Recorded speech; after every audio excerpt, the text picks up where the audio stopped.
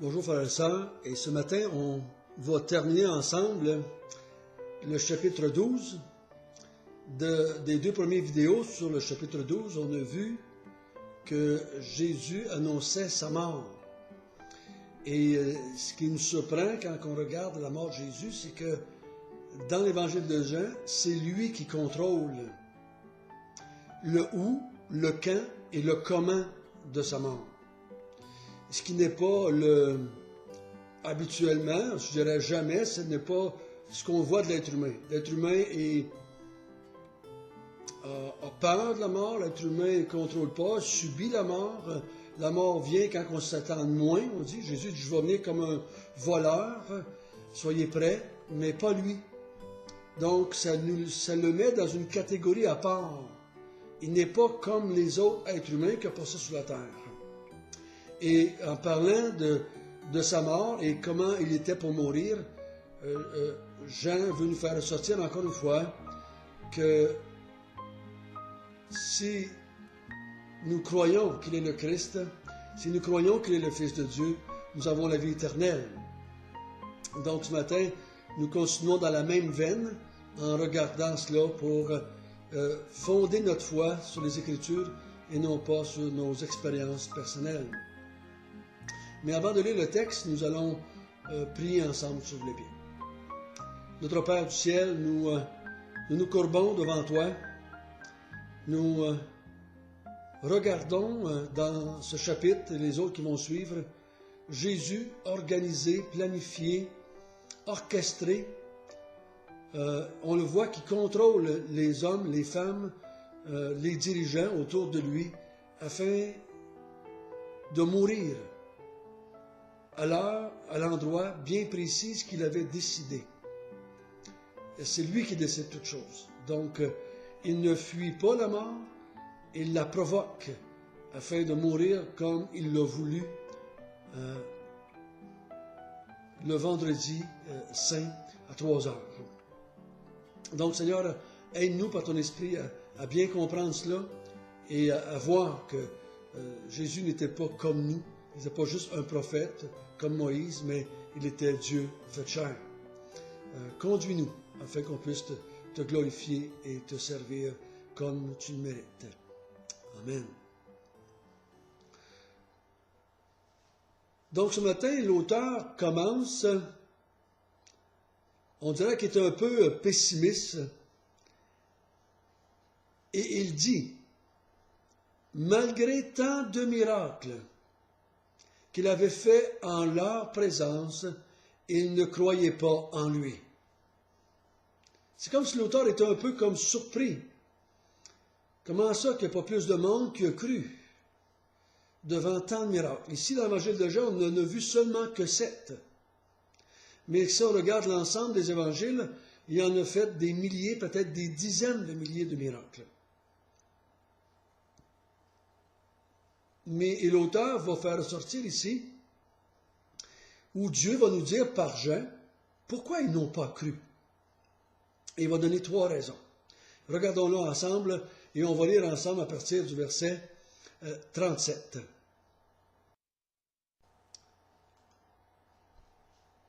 Malgré tant de miracles qu'il avait fait en leur présence, ils ne croyaient pas en lui, afin que s'accomplissent les paroles qu'Isaïe le prophète a prononcées. Seigneur, qui a cru à notre prédication?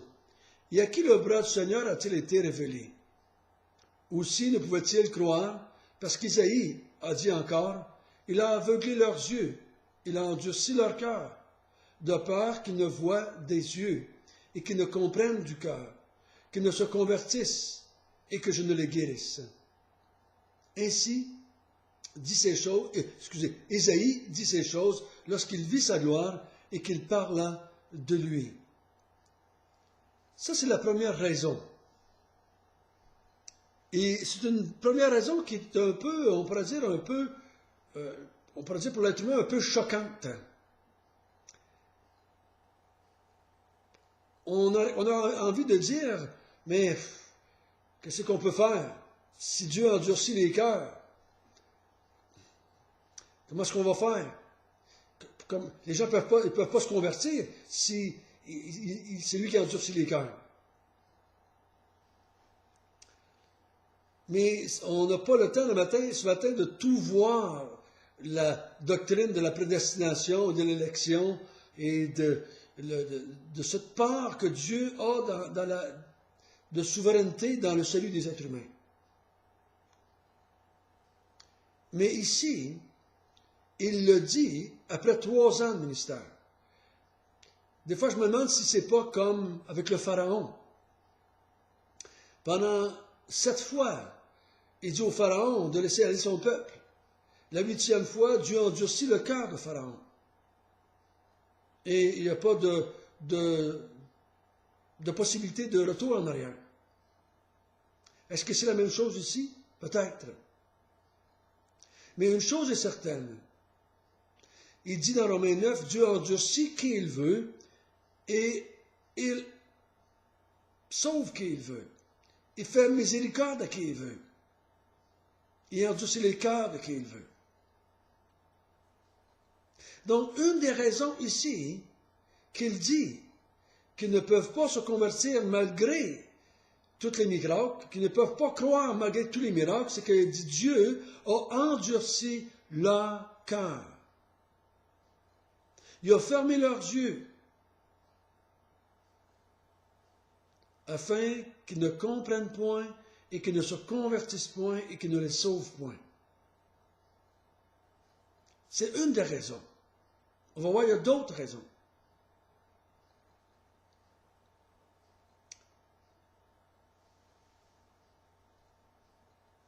Pour nous qui entendons cela, on se dit, mais quelle est la part de l'homme là-dedans? Quelle est la responsabilité de l'homme là-dedans? Est-ce qu'il endurcit tout le monde? Mais une chose est certaine, si on revient à la base, si on recule un petit peu, Dieu n'avait pas endurci Adam et Ève. Dieu n'a pas endurci Adam et Ève. Adam et Ève étaient purs, étaient dans le paradis, et Dieu n'a pas endurci leur cœur. En tout cas, ça ne nous est pas dit. Et ils ont décidé de pécher. Et ils sont morts spirituellement. Mais les gens à qui Dieu s'adresse à travers Jésus, les gens à qui Dieu parle par Jésus, à qui Dieu se révèle par les miracles, il faut bien se rappeler qu'ils sont tous morts spirituellement.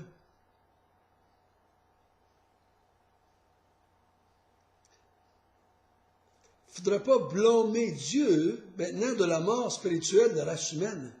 La Bible est claire. La mort spirituelle de la race humaine a été causée par la race humaine et c'est la race humaine qui est coupable de sa mort spirituellement.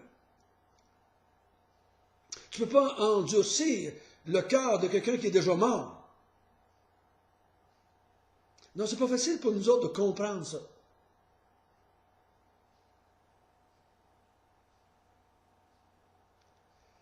Et donc, il faut faire attention de ne pas blâmer Dieu de la perte de salut où quelqu'un n'est pas sauvé. Même si on ne comprendra pas tout, qu'est-ce que ça veut dire ici quand il endurcit le cœur de quelqu'un? Une chose est sûre, que ces personnes-là sont mortes spirituellement et qu'ils vont aller loin de Dieu à cause de leur péché. Et non pas à cause que Dieu a endurci le cœur. Ici, dans le contexte, il dit, ils n'ont pas pu se convertir ou croire à cause des miracles, croire au salut. Parce que Dieu a endurci le cœur. Mais c'est un cœur qui était déjà mort.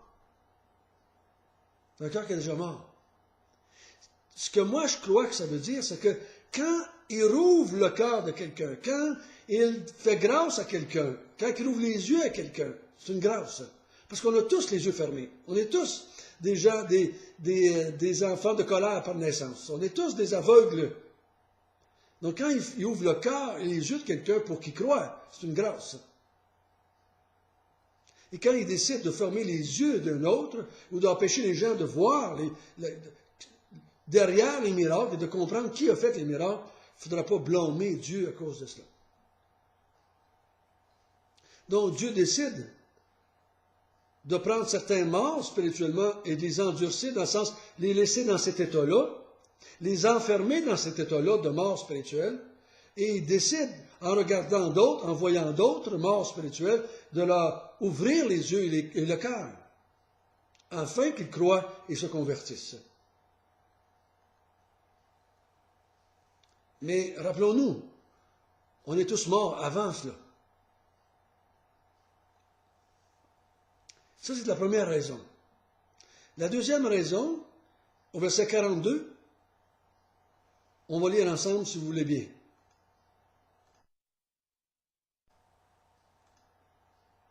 Cependant, parmi les chefs, plusieurs crurent en lui. Mais à cause des pharisiens, ils n'en faisaient pas l'aveu.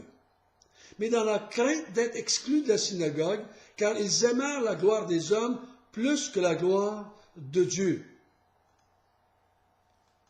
Ça, c'est la deuxième raison. Il y en a qui ont cru. C'est-à-dire que les miracles les ont convaincus que Jésus-Christ était vraiment Dieu, que Jésus-Christ venait vraiment de Dieu, que Jésus-Christ est un envoyé de Dieu. Mais ils aimèrent la gloire des hommes plus que la gloire de Dieu.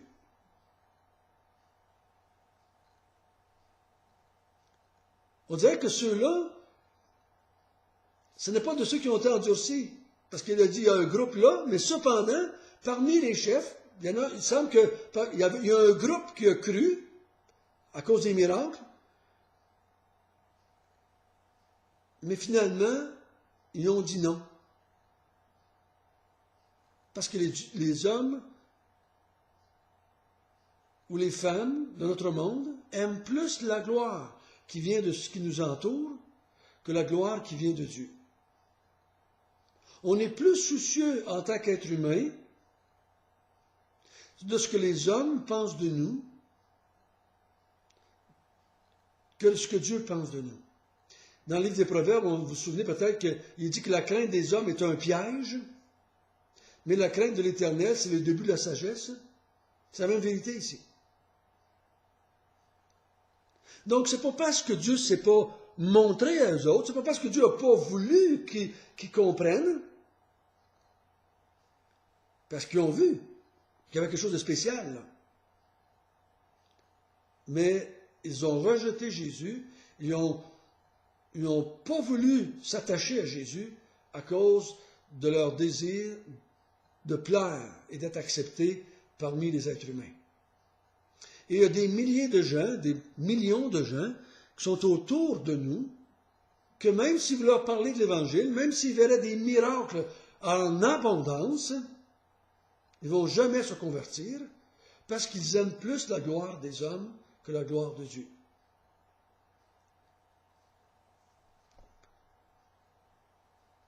Il va nous donner une troisième raison à partir du verset 44.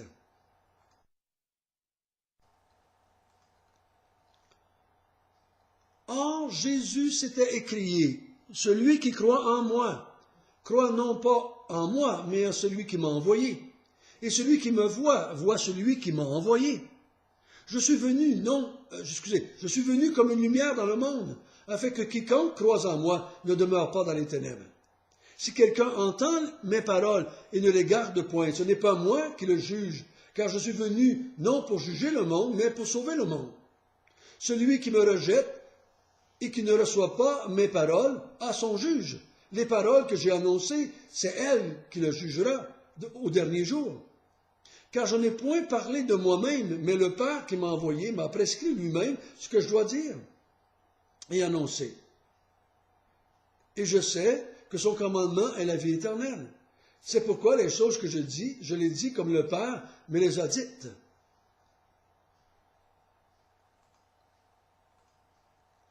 Donc ça, c'est la troisième raison. Jésus dit ici, celui qui me rejette, rejette celui qui m'a envoyé.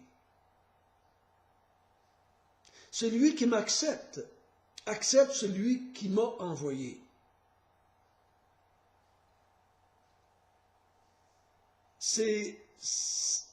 il l'a dit de d'autres façons ailleurs. Il dit, si vous avez cru en Abraham, vous avez cru aussi en moi. Ailleurs, il dit, si Dieu c'est votre Père, vous croiriez en moi. C'est lui qui m'a envoyé, mais il dit, votre Père, c'est le diable. L'être humain, il faut toujours se rappeler ça à la base. L'être humain est un aveugle spirituel, est un mort spirituel. Il est incapable de voir la lumière par lui-même. Il est incapable de voir la vérité par lui-même. Donc, si vous ne me croyez pas en moi, c'est parce que vous ne croyez pas en Dieu. Et si vous croyez en moi, c'est parce que vous croyez déjà en Dieu avant. On a des exemples dans la Bible comme Siméon, comme Anne la prophétesse, comme Nathanaël, des gens qui avaient une foi en Dieu. Et quand Jésus leur a parlé, ils ont cru.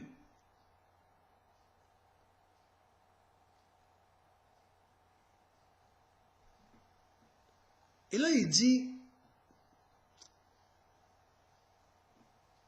comment vous allez voir que vous rejetez Dieu? Dans les autres versets, il dit, les paroles que je dis, les paroles que je vous annonce, c'est les paroles que Dieu m'a dites.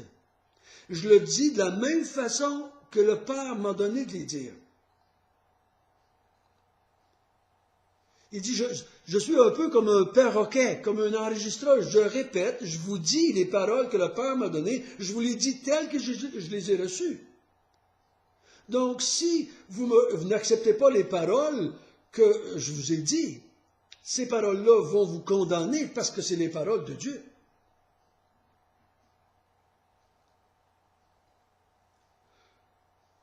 Donc, frères et sœurs, quand vous témoignez à quelqu'un, quand je témoigne à quelqu'un, faisons attention de ne pas se culpabiliser ou s'écraser en pensant que c'est notre faute s'ils ne se convertissent pas. C'est pas notre faute. Jésus lui-même a témoigné ou a évangélisé pendant 3 ans. Puis la grande majorité des gens ne sont jamais convertis. Et lui, en plus, il faisait tous les miracles.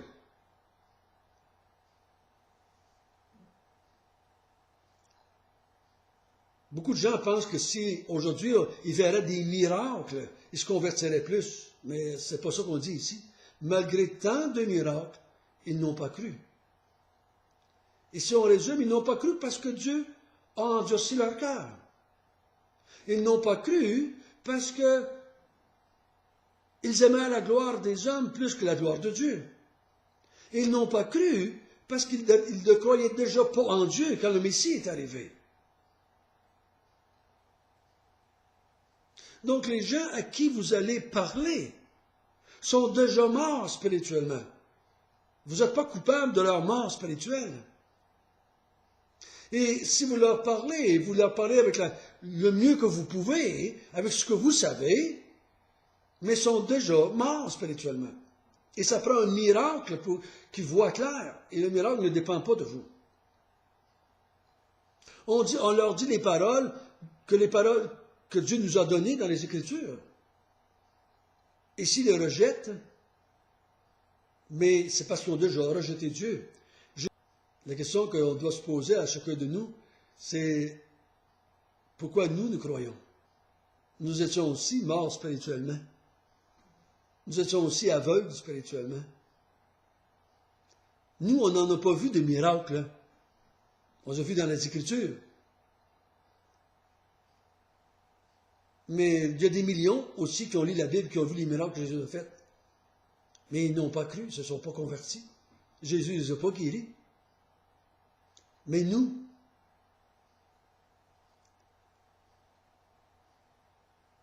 il nous a ouvert les yeux. Il nous a guéris. Et maintenant, tout ce qu'on peut faire et tout ce qu'on peut dire, c'est lui rendre gloire et le remercier et se réjouir qu'on était accepté, se réjouir qu'on était choisi, se réjouir que Dieu est intervenu dans nos vies. Comme dans le texte ici, il a endurci le cœur de certains. ils ont ouvert le cœur de d'autres. On peut certainement dire ce matin, je suis content que je ne suis pas dans le groupe de ceux qui ont endurci le cœur. Mais je suis dans le groupe dont Dieu a ouvert le cœur, comme il avait ouvert le cœur de Lydie. Notre Père du ciel, nous te remercions. Nous te remercions que ceux qui vont te mettre à mort, c'est ceux-là, ceux qui n'ont pas cru, ceux dont le cœur était endurci, ceux qui aimaient la gloire des hommes plus que la gloire de Dieu, ceux qui ne te cherchaient pas ou qui ne cherchaient pas Dieu ou qui n'aimaient pas Dieu.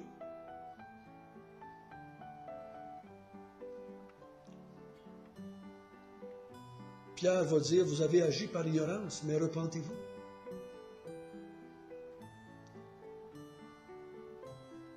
Que le Seigneur puisse nous aider à comprendre que le destin des êtres humains est entre les mains de Dieu.